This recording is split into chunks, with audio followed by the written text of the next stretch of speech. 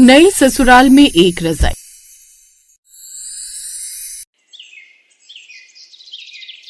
देखो तो जरा इसके चेहरे पर कितनी खुशी नजर आ रही है। अगले महीने शादी जो है। अरे भाई खुशी तो होगी ही, आखिर मनपसंद लड़का जो मिल रहा है। सिमरन की लव मैरिज होने वाली होती है, इसलिए वो बहुत खुश थी और उसकी सहेलियां उसे खूब चिढ़ाती। दिन बीतते हैं और सिमरन शादी करके ससुराल पहुंचती है। वहां जाकर उसे पता चलता है कि निखिल का घर बहुत छोटा है और वो काफी गरीब है। ये क्या, इतना छोटा घर? निखिल तो ऑफिस में सबसे स्मार्ट बनकर आता था। उसने तो कभी नहीं बताया कि उसकी हालत ऐसी है। मुझे तो समझ नहीं आ रहा कि अब मैं निखिल की फैमिली में कैसे एडजस्ट करूंगी। मैं ये नहीं कह रही कि मैं बहुत रिच हूँ, पर इतनी गरीब भी नहीं थी कि हे भगवान ये क्या हो गया। बहू क्या देख रही हो, अपना छोटा सा घर। हमारा घर भले ही छोटा है पर हम लोगों में बहुत प्यार है। अब तुम्हें भी हम लोगों के साथ मिलजुल कर रहना होगा। ठंड बढ़ती जा रही है, तुम्हें ठंड लग रही होगी ना, इसलिए अपने दाहिने पैर से कलश गिराकर अंदर आ जाओ। आशा की बात सुनकर अब सिमरन चुपचाप कलश गिराती है और गृह प्रवेश करती है। घर के अंदर सिर्फ एक ही कमरा है। उसी कमरे में रसोई है और वहीं सारा सामान रखा हुआ होता है। सारी रस्में खत्म होने के बाद कुछ ही घंटे में रात हो जाती है और अब सभी लोग सोने की तैयारी करते हैं। बिस्तर लगता है और 2 पुरानी रजाई निकलती है। भाभी हमारे पास सिर्फ 2 ही रजाई है और वो भी फट रही है। कुछ ही दिनों में हम नई रजाई ले आएंगे, पर जब तक नहीं आ जाती तब तक आप इसी रजाई में एडजस्ट कर लो। काजल की बात सुनकर सिमरन बस उसकी तरफ देखती रहती है। उसे कुछ समझ नहीं आ रहा था कि आखिर वो क्या करे। तभी सिमरन का चेहरा देख निखिल सिमरन से कहता है, सिमरन मैं जानता हूँ तुम अच्छे घर से हो, पर मैं बहुत गरीब हूँ। मैंने तुम्हें बताया था, पर शायद मेरे पहनावे से तुम्हें कभी लगा नहीं। मेरे पापा कहते थे कि पेट की रोटी कम खाओ पर पहनावा अच्छा रखो, बस वही करता आ रहा हूँ। लेकिन सिमरन तुम चिंता मत करो, जल्दी नई रजाई होगी। निखिल की बात सुनकर सिमरन कुछ नहीं बोलती और अपना सर हाँ में हिला देती है। पूरा परिवार सोने की कोशिश करता है। एक रजाई में सिमरन और निखिल होते हैं और दूसरी रजाई में काजल अपनी माँ के साथ होती है। धीरे धीरे रात को ठंड बढ़ती है। ठंड से काजल रजाई खींचती है और रजाई पूरी फट जाती है। ये आवाज कैसी आई? अरे काजल उठ, तूने पूरी रजाई फाड़ दी। अब घर में एक ही रजाई बची है। माँ रजाई पहले से ही फटी थी, मुझे ठंड लग रही थी तो मैंने बस खींचा था। अब जब ठंड लग रही हो तो इंसान खुद को ढकने के लिए रजाई खींचेगा ही ना। काजल और आशा की बुदबुदाहट से सिमरन उठ जाती है और उन दोनों को इस तरह आपस में बात करते हुए सुन लेती है। थोड़ी देर बाद सिमरन अपनी सास और ननद से कहती है, कोई बात नहीं माँ जी, एक दिन की तो बात है, 1-2 दिन में तो नई रजाई आ ही जानी है। आप हमारी रजाई में आ जाओ, हमारी रजाई काफी बड़ी है। शादी होने की वजह से सिमरन नौकरी छोड़ चुकी थी, इसीलिए वो किसी से कुछ नहीं बोलती और पूरा परिवार एक रजाई में जैसे तैसे रात गुजारता है। और अगली सुबह मौका देखकर सिमरन अपने पति से कहती है, निखिल शाम को आते ही रजाई ले आना, एक रजाई में गुजारा नहीं होने वाला। हाँ सिमरन तुम परेशान मत हो, 2 दिन बाद सैलरी मिलने वाली है। इतना बोलकर निखिल ऑफिस के लिए निकल जाता है। देखते ही देखते 1 हफ्ते बीत जाते हैं पर निखिल को सैलरी नहीं मिलती। क्या हुआ निखिल, आज 20 तारीख हो गई, अभी तक सैलरी नहीं मिली क्या? सिमरन जब से तुमने ऑफिस छोड़ा है तब से ऑफिस में कोई सही से काम नहीं कर रहा। नए मैनेजर की तलाश है। मालिक ने कहा है कि जब तक नया मैनेजर नहीं मिल जाता तब तक सबकी सैलरी होल्ड रहेगी। आगे कुछ दिक्कत चल रही है। निखिल की बात सुनकर सिमरन कुछ नहीं बोलती और चुपचाप अपने घर का काम करने लगती है। अब रात को फिर वही ड्रामा शुरू होता है। काजल सारी रजाई अपनी तरफ खींच लेती है और ये देख आशा काजल के ऊपर चिल्लाते हुए कहती है, अरे काजल क्या करती है, सारी रजाई खुद लपेट लेती है। अरे भाई मैं भी हूँ, मुझे भी ठंड लग रही है, मुझे भी तो दे। हाँ काजल मेरी तरफ भी रजाई नहीं है। निखिल तुम ही कुछ कहो ना, मुझे बहुत ठंड लग रही है, मेरी तरफ रजाई बिल्कुल भी नहीं आ रही।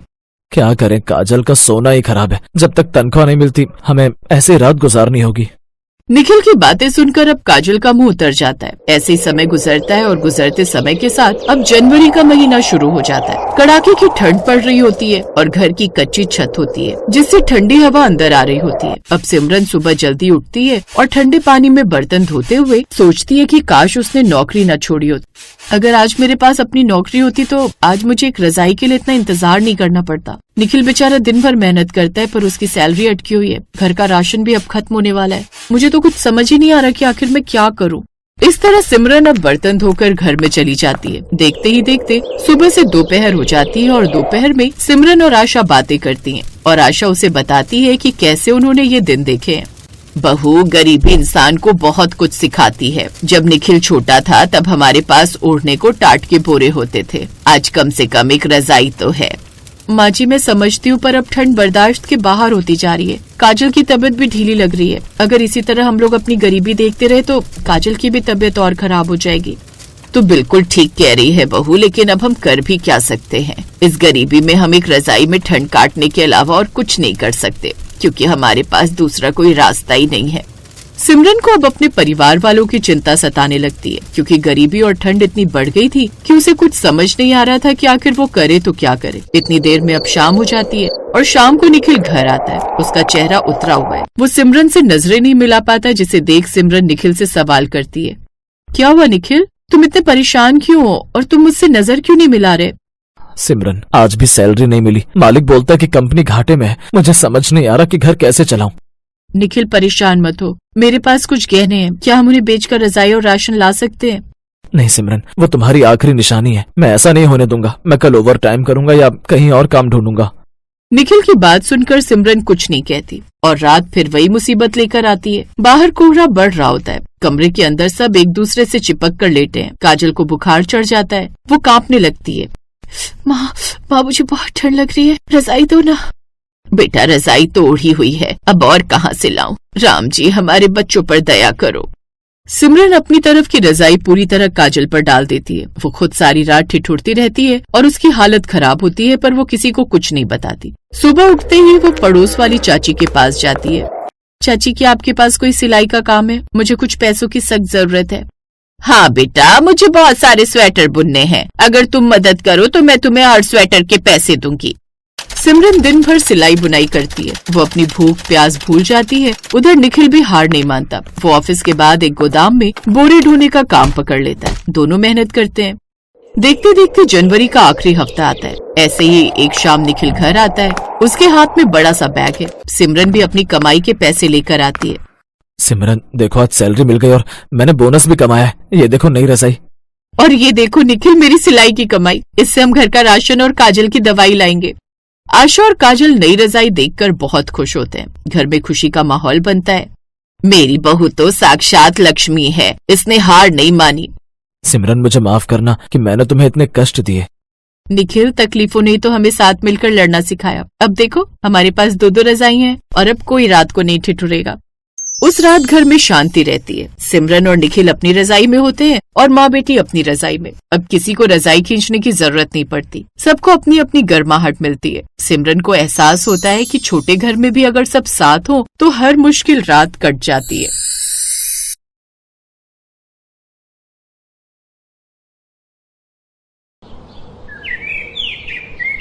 सुमित ठंड में कांपता हुआ घर के अंदर आता है और आते ही अपनी पत्नी साधना से कहता है, साधना जल्दी से लकड़ी जला दो, बहुत ज्यादा ठंड लग रही है। आज तो मालिक ने मानो खून ही चूस लिया हो। बहुत ज्यादा थक गया हूँ। ठंड से हाथ पैर काम ही नहीं कर रहे। अजी लकड़ी कैसे जला दूं, जब घर में जलाने के लिए लकड़ियां ही नहीं है। आज पिताजी की तबीयत सुबह से बहुत ज्यादा खराब है। मैंने उन्हें कई बार बोला है कि ठंड में ठंडे पानी से ना नहाया करे, लेकिन वो मेरी एक नहीं सुनते। बीमार होने के कारण आज वो लकड़ियां लेने गए ही नहीं। पुराने जमाने के लोगों को जितना भी समझा लो, ये समझते ही नहीं है। अरे हम गरीब हैं तो क्या हुआ, हमारे घर में चूल्हा है और हम लकड़ी से आग जलाकर पानी गर्म करके नहा तो सकते हैं ना। लेकिन पिताजी तो सुनते ही नहीं। इस कड़कड़ाती ठंड में ठंडे पानी से नहाना उनकी सेहत के लिए कितना खतरनाक है, ये बात उनकी समझ में क्यों नहीं आती। हर साल यही परेशानी होती है। सुमित भी अपने पिता मनीष की चिंता कर रहा होता है कि तभी मनीष वहाँ पर आते हैं और सुमित से कहते हैं, अरे सुमित बेटा, इतनी चिंता मत कर मेरी। ये सर्दी जुकाम तो कुछ दिनों में ठीक हो जाएगा। तेरा बाप बहुत सख्त जान है, इतनी जल्दी उसे कुछ नहीं हो सकता। ये तो मेरी तबीयत खराब देखकर बहू ने मुझे लकड़ियां लेने के लिए जाने ही नहीं दिया। तभी वहाँ पर खांसते हुए राजू आता है और कहता है, माँ वो सब छोड़ो ना, अब तो ठंडी बहुत हो गई है और पिताजी भी आ गए। आप संदूक में से रजाई निकलवा दो ना। जी हाँ, ठंड बहुत ज्यादा हो गई है और चादर से ठंड खत्म नहीं होती है। वैसे भी चादर बिछ चुके हैं। हमारे घर में एक ही तो रजाई है, उसे निकाल लेते हैं। कम से कम पूरा परिवार उसे ओढ़कर सो तो पाएगा। अब साधना और सुमित मिलकर उस संदूक को खोलते हैं जिसके अंदर रजाई रखी हुई थी। जैसे ही उन्होंने संदूक को खोला, उसमें से 2-4 चूहे निकलकर इधर उधर भागने लगे। साधना ने जैसे रजाई को हाथों में उठाया, वह माथा पीटते हुए कहने लगी, अरे सत्यानाश हो इन चूहों का, एक ही तो रजाई थी हमारे घर में, वो भी इन्होंने खराब कर दी। अब मेरा गरीब परिवार क्या करेगा? इस फटी हुई रजाई में भला ठंड कैसे रुकेगी? अब रात भर ठिठुरना ही हमारी किस्मत में लिखा है। साधना बहू, अब जो है यही है, ठंड में गरीब परिवार की एक ही रजाई है और इसे ही ओढ़ना पड़ेगा, चाहे जैसी भी हो। साधना ने अपने पूरे परिवार के ऊपर वो रजाई डाल तो दी, लेकिन उस रजाई में से बदबू आ रही थी और वो जगह जगह से फट चुकी थी, जिस वजह से पूरा परिवार रात भर ठंड में ठिठुरता रहा और उसे ओढ़ नहीं पाया। राजू रात भर खांसता रहा और सुमित बेचैनी से करवटें बदलता रहा। तभी अगली सुबह गांव का भीम, जो कि सुमित का दोस्त था, वो भागते हुए आया और कहने लगा, जल्दी चल सुमित, गांव के जो जमींदार है ना, उनके घर बेटा पैदा हुआ है, इसीलिए वो गरीबों को मंदिर के बाहर रजाई कंबल बांट रहे हैं। तू अपने परिवार को भी लेकर चल, तेरा नंबर भी आ जाएगा। हो सकता है तेरे पूरे परिवार को 4 अलग अलग रजाई मिल जाए। अगर ऐसा ना भी हुआ तो पूरे परिवार के हिस्से में एक रजाई तो आ ही जाएगी। सुमित ये बात सुनकर बहुत ज्यादा खुश हो जाता है और उसके बाद वो अपने पूरे परिवार को लेकर जहाँ जमींदार जी मंदिर के बाहर रजाई कंबल बांट रहे थे वहाँ पहुँच जाता है, जिसके बाद पूरा परिवार ठंड में लाइन में लग जाता है। लेकिन मौसम की मार थी या प्रकृति का अत्याचार कि तभी जोरों से बारिश होने लगती है और उसका पूरा परिवार बारिश में भीगने लगता है। राजू ने कांपते हुए कहा, माँ, बहुत ज्यादा ठंड लग रही है। इतनी ठंड तो हमारी उस झोपड़ी में भी नहीं लगती, जिसमें जगह जगह छेद हो रहे हैं। माँ, कुछ करो ना।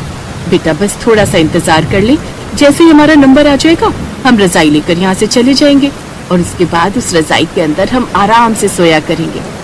वो लोग काफी देर तक बारिश और ठंड में खड़े रहते हैं और जब तक उनका नंबर आता है किस्मत से एक ही रजाई बचती है और जमींदार वो रजाई सुमित के परिवार को दे देता है। राजू बहुत ज्यादा खुश था और अपनी झोपड़ी में उस रजाई के साथ आकर वो अपनी माँ से कहता है, माँ, अब हमें किसी भी तरह की कोई परेशानी नहीं होगी और हमारा पूरा परिवार एक रजाई के अंदर सोया करेगा तो हमारी ठंड बहुत आराम से निकल जाएगी, क्योंकि रजाई बहुत गर्म जो है। हाँ मेरे बच्चे, तूने बिल्कुल ठीक कहा। अब हमें किसी भी तरह की कोई परेशानी नहीं होगी। भगवान का साथ है हमारे पास और ये गर्म रजाई। पूरा परिवार अब बहुत ज्यादा खुश था और उस रात को पूरा परिवार ठंड में एक रजाई के अंदर बहुत ही आराम से सोता है। सबको बहुत ही सुकून की नींद आती है। सुबह जैसे ही साधना उठती है तो वो सुमित को काम पर जाने के लिए उठाती है। अजी उठ जाइए, सुबह हो गई, आपको काम पर नहीं जाना है क्या? इतना आलस करना भी अच्छा नहीं होता है। अरे साधना, सोने दो, बहुत दिनों के बाद तो इतनी गर्मी में नींद आई है, सोच रहा हूँ छुट्टी कर लूं। छुट्टी करने के बारे में बिल्कुल भी मत सोचिए। अगर आप छुट्टी करते हैं तो आपकी तनख्वाह कटती है और हमारे राजू की पढ़ाई में दिक्कत आती है, फिर पिताजी की दवाइयों का भी तो देखना है। चुपचाप उठ जाइए और काम पर जाइए, वरना मैं इस रजाई पर पानी डाल दूंगी और उसके बाद वो हफ्ते भर तक नहीं सूखेगी। सुमित ये बात सुनकर डर जाता है और चुपचाप उठकर काम पर चला जाता है। वहीं मनीष दोपहर में लकड़ियां काटने चला जाता है। राजू स्कूल गया हुआ था और साधना ने सोचा अभी तो घर पर कोई भी नहीं है, क्यों ना मैं अपनी नई रजाई को थोड़ी देर धूप लगने के लिए धूप में डाल दूं। इस बहाने ये थोड़ी ठीक हो जाएगी। वैसे भी इतनी मेहनत से मिली है, थोड़ी देर धूप में रहेगी तो इसकी नमी दूर हो जाएगी और ये और भी आरामदायक लगेगी।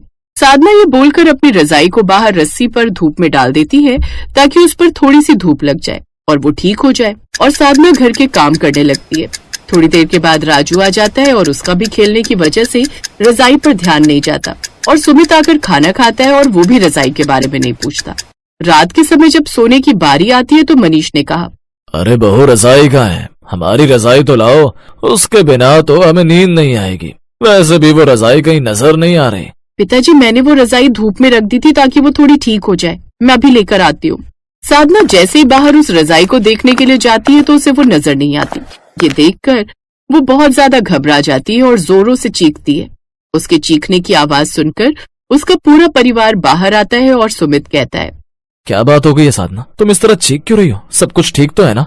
कुछ भी ठीक नहीं है जी, देखो ना हमारी रजाई चोरी हो गई। ठंड में पूरा परिवार एक रजाई का इस्तेमाल कर रहा था, अब हम क्या करेंगे? साधना बहुत रोती है लेकिन उन लोगों को वो रजाई नहीं मिलती। मनीष, सुमित और राजू जगह जगह जाकर उस रजाई को ढूंढने की कोशिश करते हैं लेकिन वो सब नाकाम होते हैं। अब पूरा परिवार ठंड में ठिठुर रहा होता है और सुमित कहता है, क्या जरूरत थी साधना तुम्हें वो रजाई धूप में रखने की? वैसे भी नई रजाई को धूप में कौन रखता है? तुम्हारी वजह से देखो आज हमारा परिवार फिर से ठंड में ठिठुर रहा है और हमारे पास कोई रास्ता नहीं है। हम तो फिर भी गुजारा कर लेंगे, लेकिन राजू का क्या होगा? जी मुझे क्या पता था कि इस घर में इंसानों से ज्यादा चोर रहते हैं। जिसे इस गरीब परिवार पर थोड़ा भी तरस नहीं आएगा और वो ऐसा काम करेंगे। मेरी एक छोटी सी गलती ने आज हमें फिर उसी पुरानी भयानक ठंड के हवाले कर दिया है। पूरा परिवार ठंड में तड़प रहा होता है कि तभी जमींदार वहां पर आता है और कहता है, अरे सुमित, कैसा है तू? और तुम सब लोग इतना परेशान क्यों नजर आ रहे हो? आपको क्या बताएं जमींदार जी, पूरे परिवार में ठंड से बचने के लिए एक ही रजाई थी, वो भी आपने दी थी। आज वो रजाई भी बाहर से चोरी हो गई। अब हमारा क्या होगा? जमींदार ने हंसते हुए सुमित से कहा, सुमित, लगता है तेरा भाग्य उतना भी बुरा नहीं है जितना तू सोचता है। मैंने पूरे गांव में रजाई और कंबल बांटे थे, लेकिन सिर्फ तेरा परिवार था जिसे एक ही रजाई मिली थी। और फिर जब और रजाइयां मैंने मंगवा ली तो सोचा तेरे हिस्से की बची हुई 3 रजाइयां तुझे घर पर आकर दे जाता हूँ। ये बात सुनने के बाद गरीब परिवार के चेहरे पर चमक आ जाती है, क्योंकि उन्हें उम्मीद की एक नई रोशनी मिली थी। जिसके बाद जमींदार अपने आदमी को आवाज लगाता है और उसका आदमी 3 रजाई लेकर आता है। अरे वाह, जमींदार जी तो बहुत अच्छे हैं। अब हमारे घर में 3-3 रजाई है और अब हम लोगों को ठंड नहीं लगेगी। जमींदार भी प्यार से राजू के सर पर हाथ रखता है और खुशी खुशी वहाँ से चला जाता है। जिसके बाद राजू के परिवार को अब कोई भी दिक्कत नहीं हुआ करती थी। सुमित सारा दिन मेहनत करता और रात में उसका परिवार आग जलाकर रजाई में बैठा करता था। सुमित अब अलग रजाई में सोया करता और राजू अपनी माँ साधना के साथ एक रजाई ओढ़ता और मनीष एक अलग रजाई में सोया करता था। लेकिन साधना ने कभी भी वो पुरानी रजाई जो चूहे ने कुतर दी थी उसे फेंका नहीं और हमेशा संभाल कर रखा, एक याद की तरह। वो रजाई उन्हें हमेशा उस मुश्किल समय की याद दिलाती थी जब एक छोटी सी रजाई में उनका पूरा परिवार सिमट कर सोया कर